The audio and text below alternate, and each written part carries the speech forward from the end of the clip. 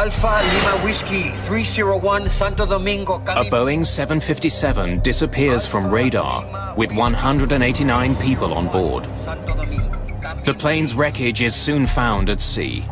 There are no survivors to say what happened. This accident was the first major loss of a Boeing 757 aircraft. Investigators find no clues in the wreckage. Only the plane's black box can tell them what happened. The tape raises a perplexing question. 301 Santo Domingo, come in, please. My airspeed indicator is not working. What's happening? How had the failure of one single instrument caused the crash of one of the world's most sophisticated jetliners?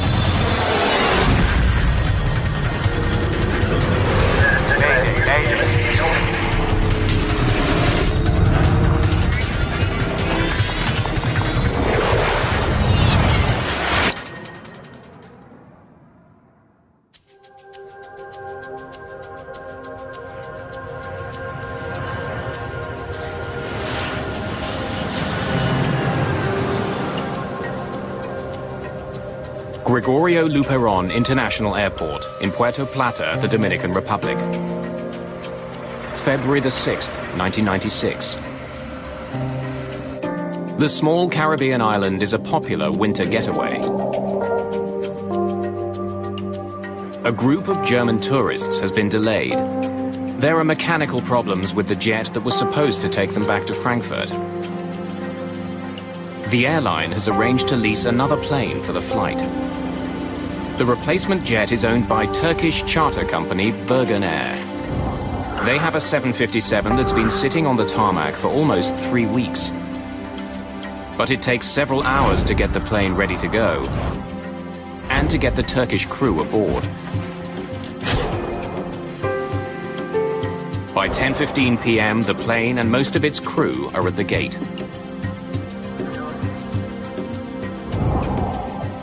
More than 4 hours after they were supposed to take off, the first of the passengers begin boarding the plane. They have a 9-hour flight to Frankfurt ahead of them.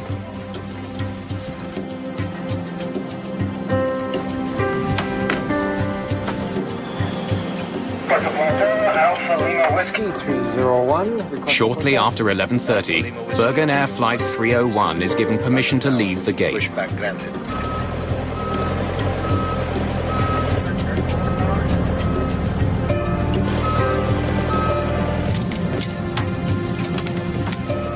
Moments later, it taxis to the threshold of the runway. Cabin crew, take your seats, ready for takeoff. Cabin announcement is completed. First Officer Aykut Gergin is new to the 757 with fewer than 75 hours in the plane, all in the last 3 months. Thank you. Ready for takeoff. In contrast, Captain Ahmet Erdem is one of Bergen Air's most senior pilots. He's logged thousands of hours in this type of plane. Alpha Lima Whiskey 301, ready for takeoff. 301, cleared for takeoff, runway 08. Cleared for takeoff, runway 08, 301. Thank you. A good flight. Good flight. Good flight. Mulis Evrenesolu is on this flight as a relief pilot. Like First Officer Gergin, he's been flying the 757 for less than 3 months.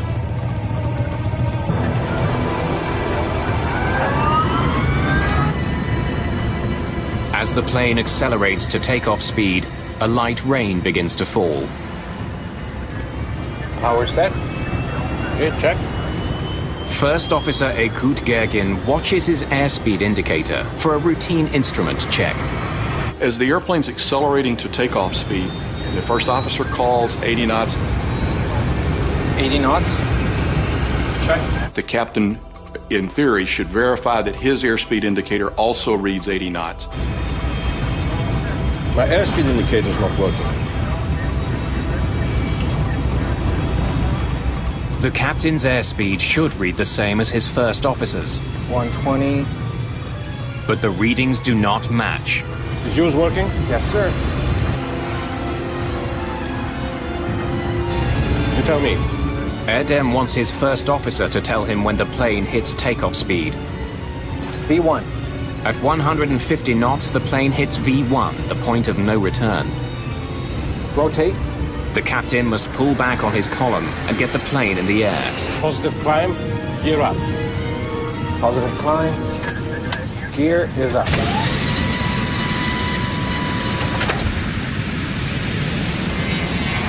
At 11:42, the plane takes off.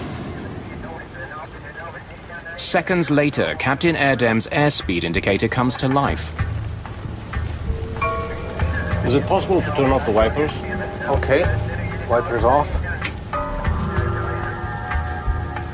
Climb thrust. Climb thrust.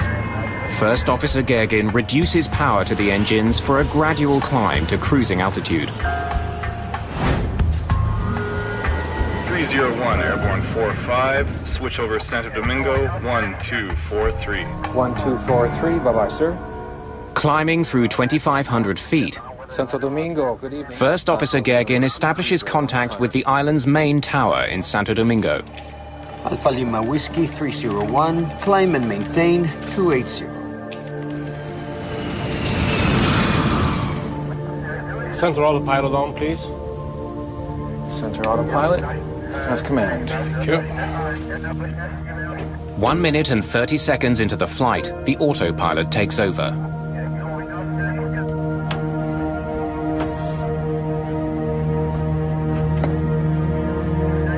Onboard computers now make all the calculations and adjustments necessary to keep the plane climbing safely. Almost immediately, the computer reports a problem. Rudder ratio. Mach airspeed trim. 2 different alerts warn the pilots that the plane is traveling far too fast. Trim. But the first officer's airspeed indicator shows the plane climbing at a normal speed, 220 knots. Something's wrong here.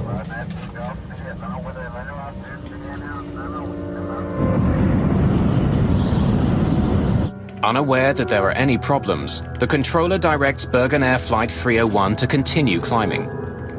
Alpha Lima Whiskey 301, report Pokek. Okay, 280, I'll call you over Pokek. 301. Okay, there's something crazy. Do you see it? In the cockpit, the situation gets more confusing. The first officer's airspeed indicator shows that the plane is flying much too slowly. Mine shows only 200 now, and decreasing, sir. But the captain's gauge shows the plane flying far too fast, 325 knots. Both of them are wrong. What can we do? Let's check the circuit breakers. Yes, sir.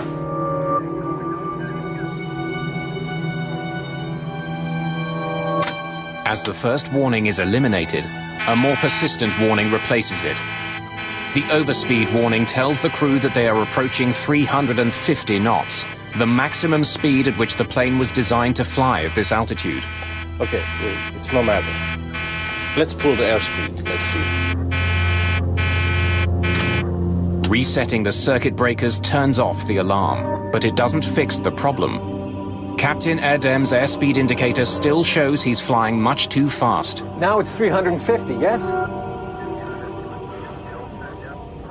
Confused by the conflicting information, Captain Erdem decides to do what the plane wants. He slows down. Take that like this. With terrifying results. The 757 is sending out warnings that are confusing the crew. Bewildered, the crew struggles to solve the problem. The lives of 189 people depend on them getting the answer right. Shortly after taking off from the Dominican Republic, Bergen Air Flight 301 is in trouble. The cockpit is filled with an ominous sound, the stick shaker alert. A stick shaker warning is a warning of imminent stall. It means that the airplane is about to attain a speed so low that it cannot sustain flight. The alert is so serious that it actually shakes the pilot's control columns. Combined with a loud rattling, it's impossible to ignore. To add to the crew's confusion, the plane begins to vibrate and dip wildly.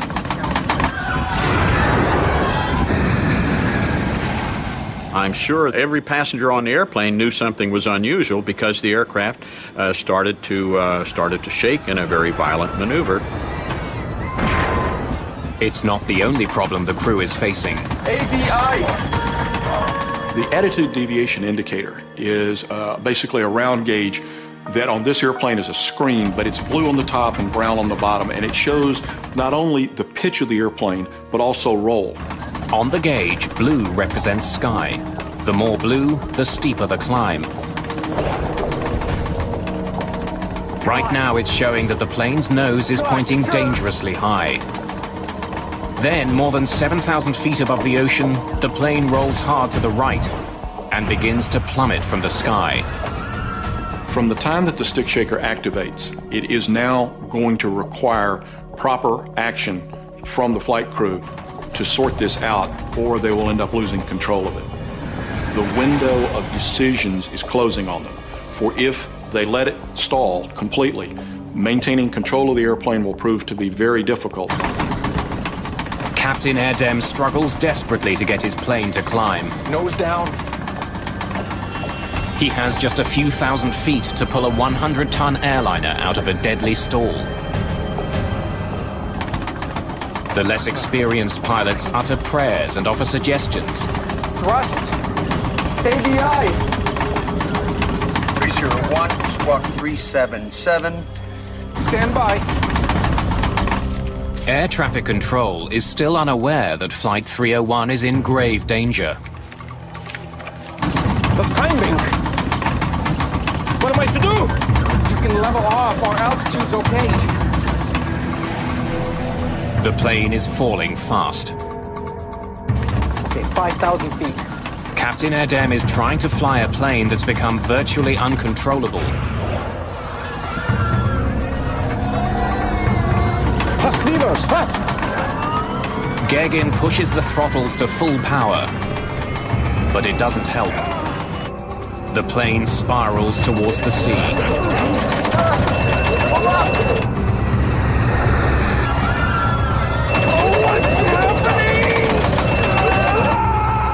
Alpha Lima Whiskey 301, Santo Domingo, come in, please. Alpha Lima Whiskey 301, Santo Domingo. Come in, please. Less than 5 minutes after takeoff, Bergen Air Flight 301 vanishes from radar. Come in, please.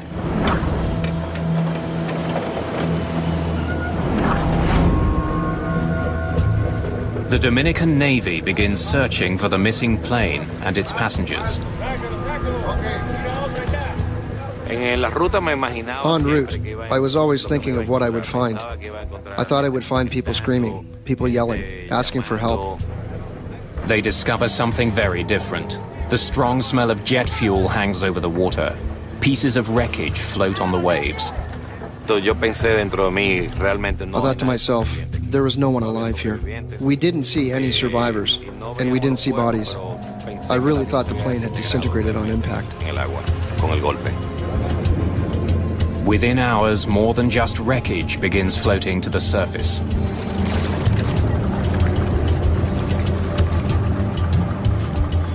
Around 5:20 in the morning, when the bodies started to come up, I did feel a great sorrow in my heart. I felt like I wasn't sure if I would have the strength to continue the work at that moment. The search continues by the light of the next morning. American and Dominican rescue ships scour a 1,300 square kilometer area for survivors. None are found.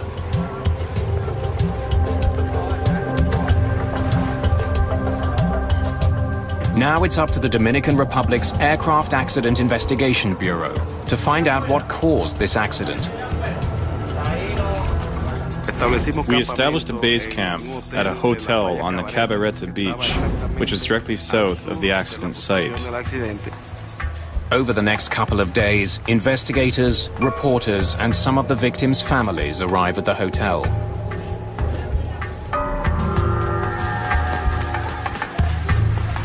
Nearby, evidence of the disaster reaches the Dominican shores. Wreckage and passengers' possessions are washing up on the beach. Even the smallest piece could be a valuable clue as to what caused the crash.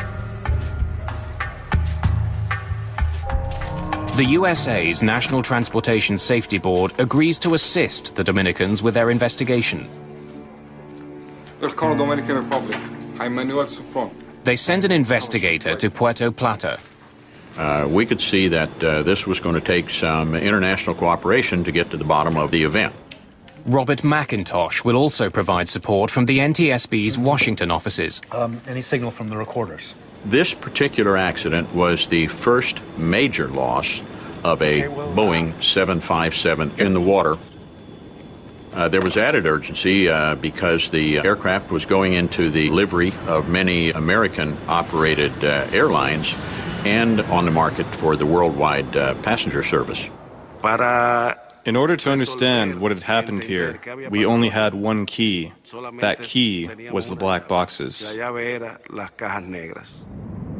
Like all commercial airliners, the Boeing 757 carries a cockpit voice recorder that records all the sounds in the cockpit, and a flight data recorder that records a wealth of information about the plane's operation during flight. We've got underwater locator beacons on these recorders. They work for 30 days upon immersion. But the ocean where the plane crashed is over 7,200 feet deep. We needed to locate them before the signals faded, and we also needed to remove them before the data was damaged by salt water. So we were in a race against time. The NTSB enlists the help of the US Navy, who hire a submersible called the Curve. Curve stands for the Cabled Underwater Recovery Vehicle. It's a tethered vehicle. It has an umbilical, and it's controlled by an umbilical. It's not autonomous. The Curve is essentially a remote-controlled submarine, which can work at depths no manned submarine could handle.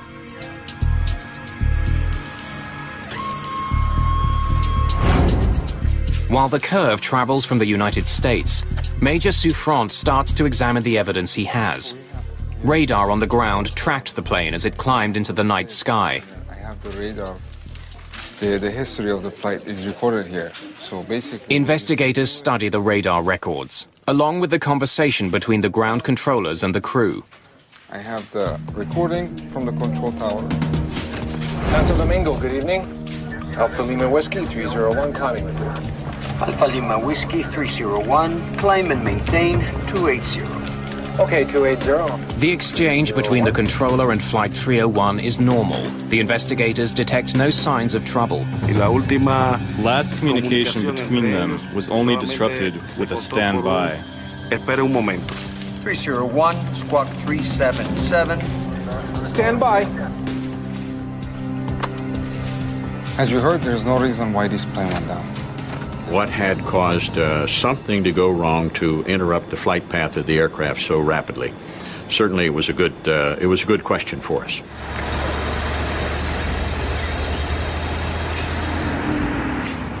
Any debris that's found is taken to a Dominican military base to be examined.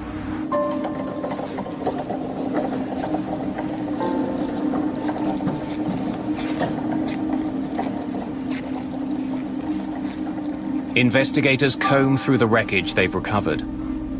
Pieces of the cabin, life vests, even part of the landing gear have all been found. Every piece of debris is studied for signs of an explosion or fire.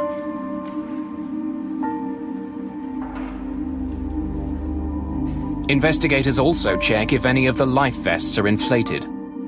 That would suggest passengers had some warning before the plane plowed into the sea. Cords on some of the life vests are hanging loose, but investigators conclude that could be the result of the plane's violent impact. The crash was so powerful, it has compressed coffee cans into flat pieces of tin.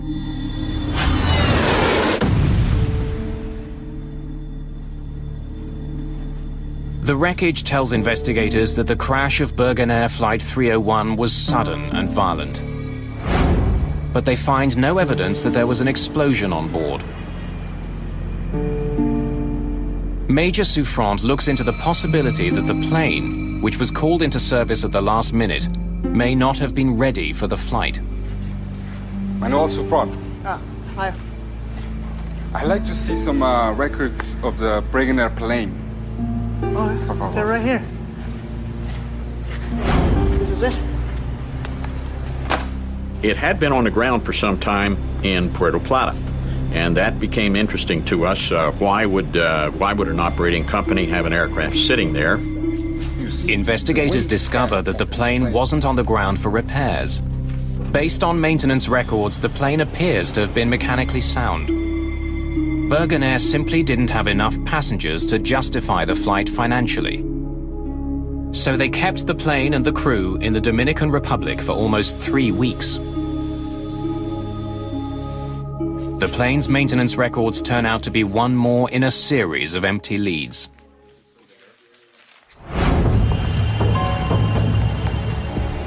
The Curve arrives in Puerto Plata harbor.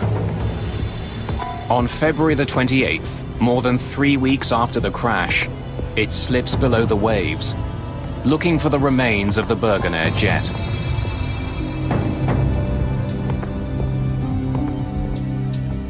It takes the robotic submarine 2 hours just to descend the 7,200 feet to the ocean floor. From there, it sends back images of the wreck of Flight 301.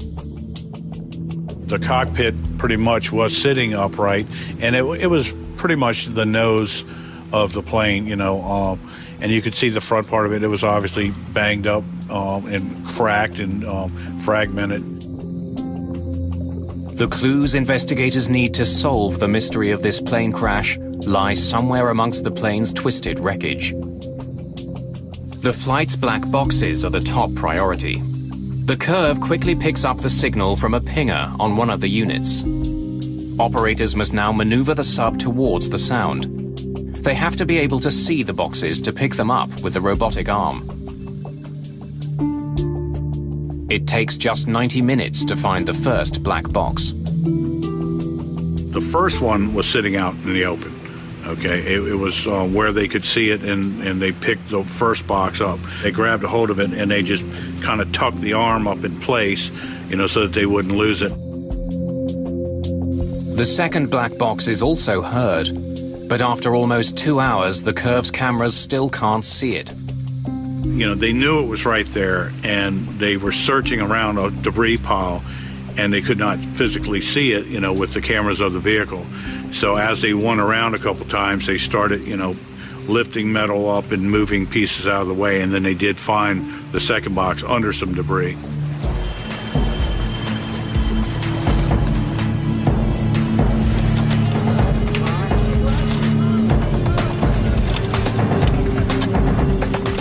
Flight 301's flight data recorder and cockpit voice recorder are brought to the surface and loaded onto a waiting jet.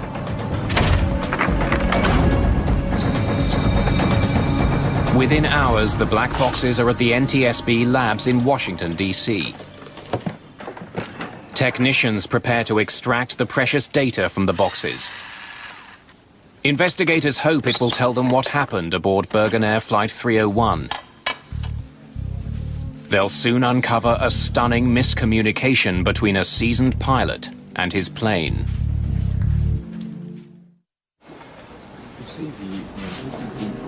To unravel the mystery of Bergen Air Flight 301, investigators are counting on the plane's black boxes.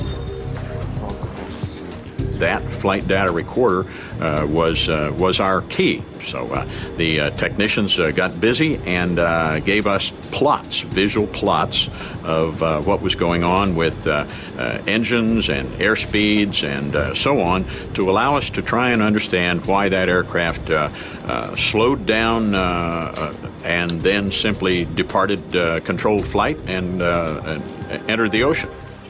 But check out the timeline, 44. Investigators immediately notice something unusual about the flight. 15 degrees pitch, nose up, Seems high. It's almost the maximum. And then it stays that way. The plane began climbing normally.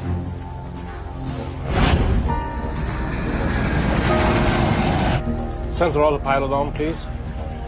But investigators noticed that shortly after the autopilot was switched on, the plane's nose pitched upward. They also see that the plane's airspeed seems much higher than it should be. 350 knots. It can't be right. Oh, there's definitely something wonky about the airspeed numbers. This brought us to the question of perhaps we should be looking over on the other side at the cockpit voice recorder and see what kind of information was coming from there. Can you cue that up and play it? Investigators soon start filling in the missing pieces of the puzzle. 80 knots. My airspeed indicator is not working. They learn that Captain Erdem noticed that his airspeed indicator wasn't working. Fuel's working? Yes, sir. You tell me. V1. Rotate. But Erdem didn't think the problem was serious enough to abort his takeoff. The tape reveals that once they were airborne, the crew quickly became overwhelmed by a series of warnings. Ratio, Mach airspeed trim. Something To investigators, the captain seems to become increasingly bewildered by the messages he was getting from his plane. Mine shows only 200 now, and decreasing, sir. Both of them are wrong. What can we do? Investigators don't know why the captain's airspeed indicator wasn't working. They do notice that the captain's gauge came back to life as the plane started to climb. Okay, it's no matter. Let's pull the airspeed. Let's see. It's a telling discovery, which leads investigators to focus their attention on the device that feeds the gauge's airspeed information. The pitot tube. A pitot tube is an airspeed sensor. A pipe open at one end that responds to air pressure. When the plane travels forward, an increase in air pressure inside the pitot tube causes the airspeed indicator's needle to move. My airspeed indicator is not working. But if a pitot tube becomes blocked, it can send faulty readings to the plane's gauges. Investigators suspect that the pitot tube which fed the captain's airspeed indicator on the Bergen Air jet was somehow blocked. We don't know why it was blocked, but it presented a very, very interesting situation to us. We started carefully looking at what could cause that kind of thing to happen. Senor!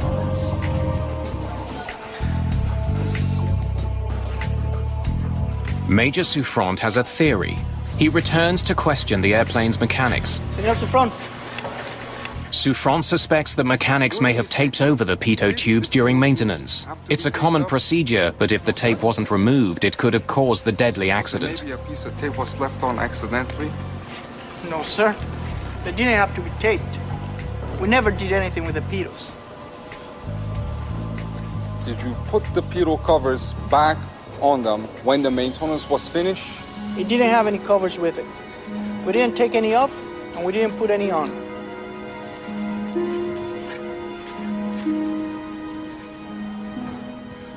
And that's when we discovered that the pitos had not been covered for the 25 days that the aircraft remained parked at the international airport in Puerto Plata. A pitot cover slips over the end of the tube. Regulations state that these covers must be installed anytime a plane will be on the ground for an extended period of time. A prominent flag is meant to remind pilots and technicians to remove them again before takeoff. Investigators find that the Bergen Air pitot tubes were never covered, and somehow the uncovered pitos had become blocked. Recovering the tube from the ocean floor is the only way for investigators to answer a pressing question. What blocked the pitot tubes? Nobody knows for sure. The evidence is 7,000 feet down in the Atlantic Ocean. But even if the pitot tubes were blocked, how could it have caused the crash of a modern jet and the death of 189 people?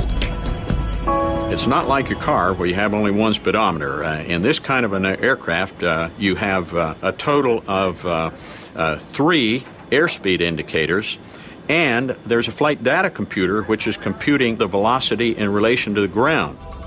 The big question for investigators is how could one faulty airspeed source result in a crash? He realized it at a time when he could have aborted, he could have turned back, but he chose to continue. Right now, investigators analyze the captain's every move and find that he allowed a small error to escalate and ultimately overwhelm him. Rotate. Positive climb, gear up.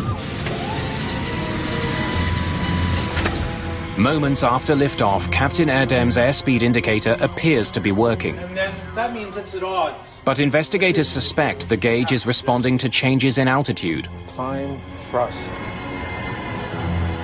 As the plane climbs through the thinning atmosphere, the air trapped inside the tube expands, causing a buildup of pressure. Inside the cockpit, this causes the airspeed indicator needle to deflect.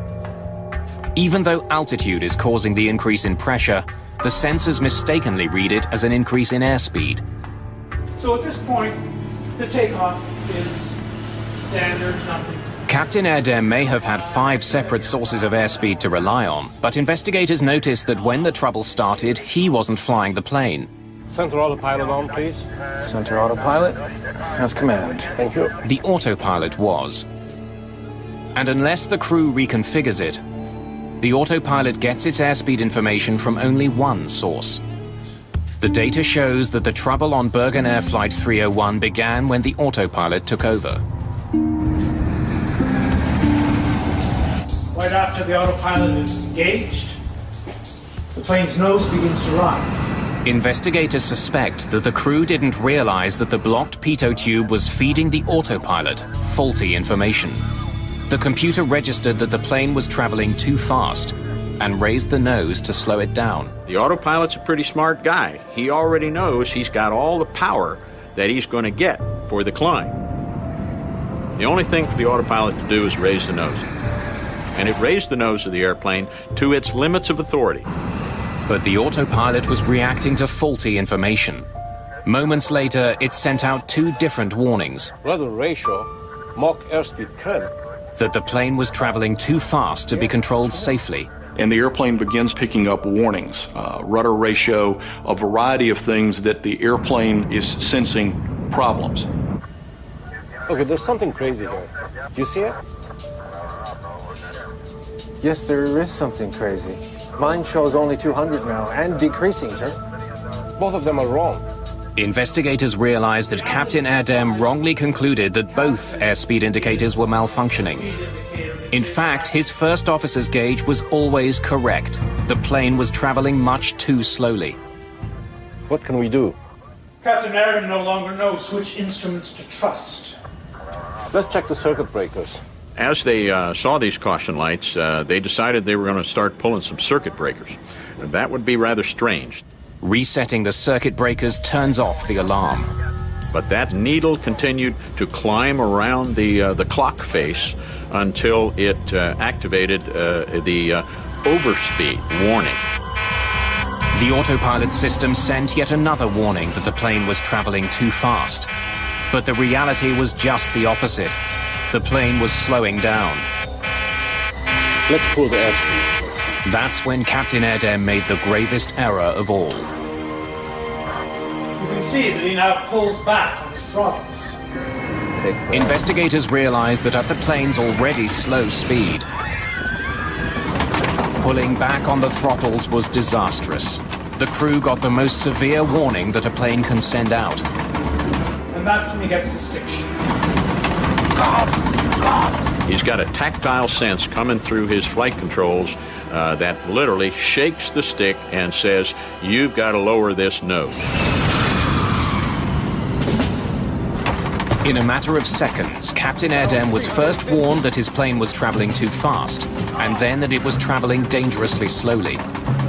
They're in direct opposition of each other, and 2 warnings that you would never expect to get, one right behind the other. The autopilot is programmed to always disconnect when the stick shaker activates. It's up to the pilot to get the plane out of a stall. Once the autopilot reached its limits of authority, it said, "I've done all I can do. I'm out of here." When the autopilot disengaged, Captain Erdem suddenly found himself in control of the plane at the moment of his greatest confusion. If you watch the plane at the top of the screen... The cockpit recordings lead investigators to a stunning conclusion. ADI! Captain Erdem may not have recognized that his plane is about to stall, but the relief pilot behind him did. ADI! This additional pilot intervened to say, "ADI, ADI." In other words, look at that ADI and put yourself where you would normally see the nose of the aircraft. 5 degrees nose high, 10 degrees. The relief pilot wanted Captain Erdem to recognize that the plane's nose was pitched dangerously skyward. Investigators can hear First Officer Gergin trying to convey the same message. Nose down. What the 757 desperately needed was airflow over the wings to generate lift. The only way to get that was to point the nose down and dive. What puzzles investigators is that the first officer had a control column identical to the captain's. He could have pushed it and brought the nose down himself. He may have been able to save the plane. But he didn't. Instead, he and the other Turkish crew member continued offering suggestions to their more experienced but overwhelmed captain. But climbing, what am I to do? You can level off, our altitude's okay. The recording shows that Captain Erdem ignored valuable advice that could have saved the plane. And in the Bergen Air case, there's a case of a relatively junior first officer looking at one of the most senior captains on the airline. It is not culturally appropriate for him to say, "I'm going to take the airplane away from you."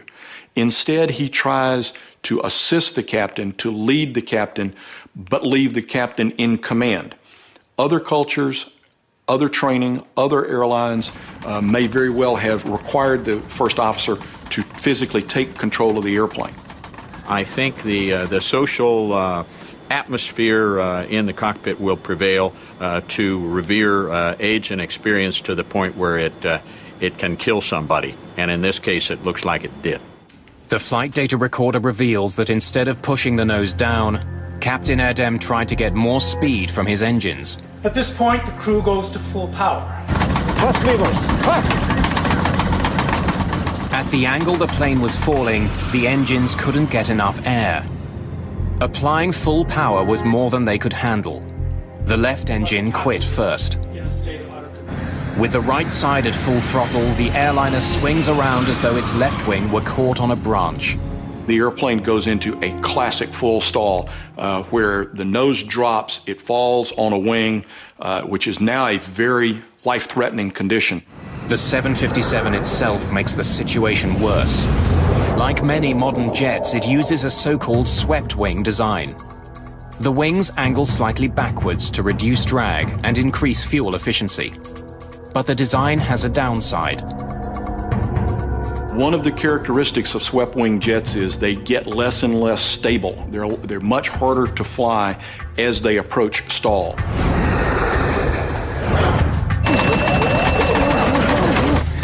Sir, pull up! What's happening? What's happening?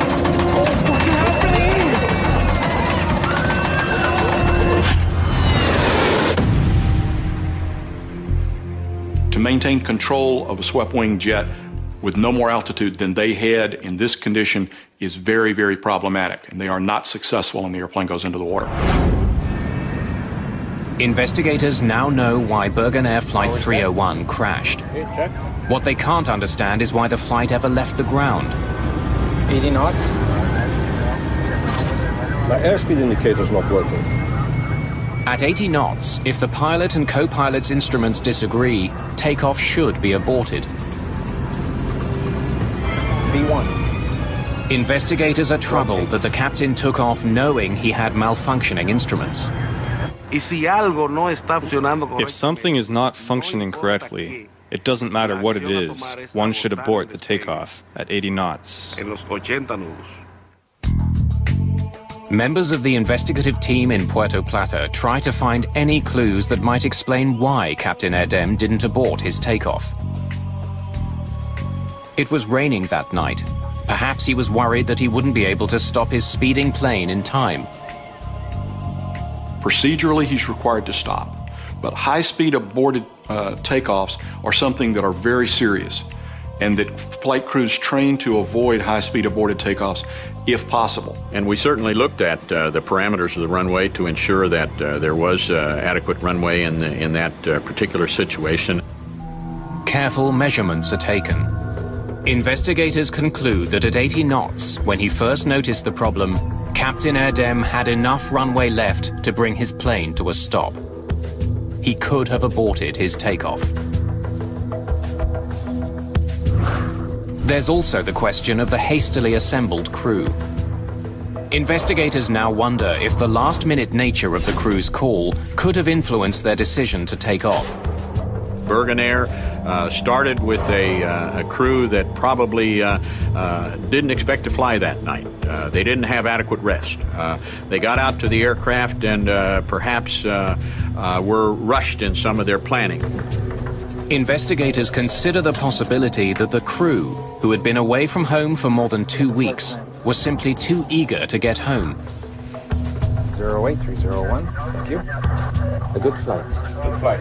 Good flight. Y ahí viene el factor del homesick. This is the homesick factor, where minor problems are ignored in order to get back home. Para seguir el vuelo y llegar a la casa. Investigators will never know what was going through Captain Erdem's mind when he opted to continue his takeoff.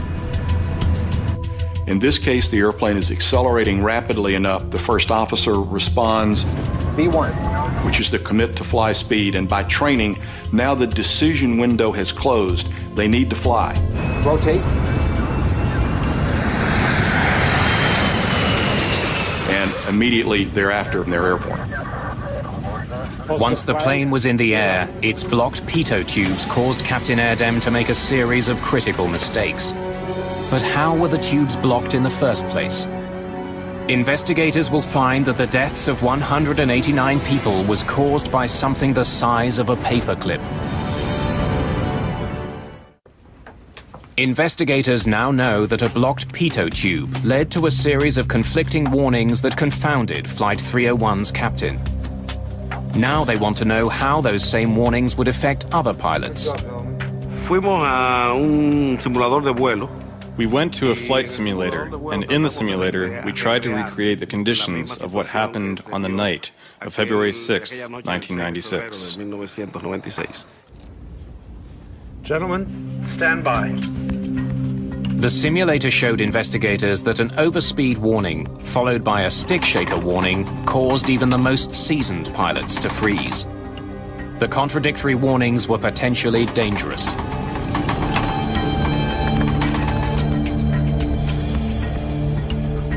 When the stick shaker activated, it was very unnerving. It's really overwhelming. That would tell me that Mach airspeed warning horn combined with a stick shaker was a tremendously mind-boggling experience to a line pilot. As a result, the FAA issues a directive that simulator training for all airline pilots must include a blocked pitot tube scenario. The flight crew within Bergen Air was faced with a large number of warnings that kept coming, and each warning added complexity to the environment. There's a lot of warning lights going off.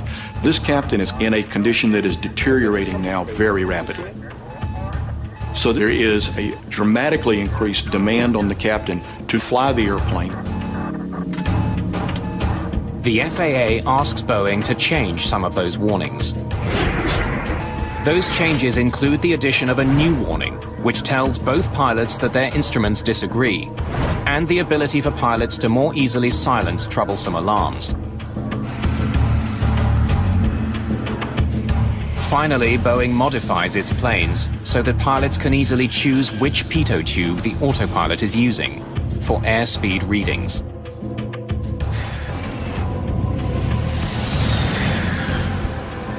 All told, more than 1,400 Boeing planes worldwide are affected by the new directives.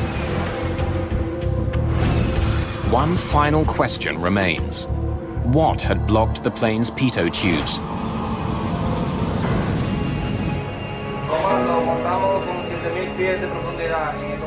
Investigators conduct an extensive search for Bergen Air Flight 301's pitot tubes. They are never found. But at Puerto Plata's airport, they don't have to look far to find the likeliest suspect. It's not ice, and it's not dirt. We know that the area around Puerto Plata has a lot of bees and wasps and animals and birds and insects that like to build nests. One of the insects is well known to pilots flying out of the Dominican Republic. It's called the mud dauber wasp. Bug experts tell investigators about an extraordinary connection between the wasps and a pitot tube. Cuando la avispa albañilera está buscando un área para construir su nido. When a mud dauber is looking for an area to build its nest, it's looking for a site, a place that's more or less tubular. Que tenga algo tubular cuando las avispas. When the mud daubers make their mud nest, the mud, when it dries, hardens and condenses. It gets hard. Mud dauber wasps are squatters that make their nests in available places, like crevices in homes, or even the pitot tubes of planes. La razón del que el avión estuviera tanto día parado. That the plane was stopped for so long, 25 days, was enough time for any species of the mud dauber to build its nest in the pitot tubes.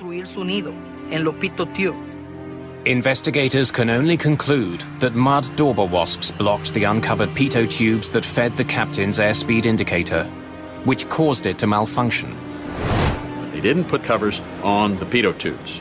So at some point in time, extended time, there was an opportunity to get something like a mud dauber in that pitot tube.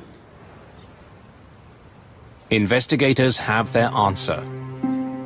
On February the 6th, 1996, a tiny insect led to a series of mistakes that brought down an airplane and changed the design of the world's most successful series of airliners.